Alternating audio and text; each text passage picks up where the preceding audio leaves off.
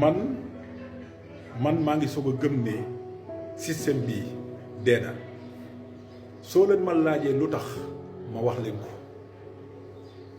li tax ma wax ko nag mooy Macky Sall directeur Petrosen,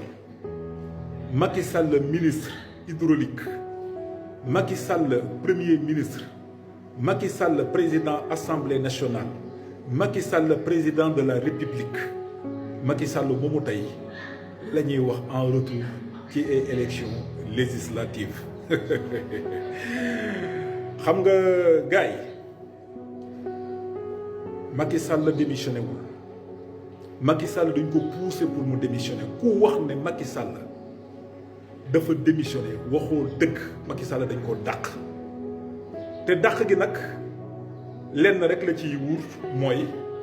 jommi pour immunité parlementaire ak ñi nga xam ne sàcc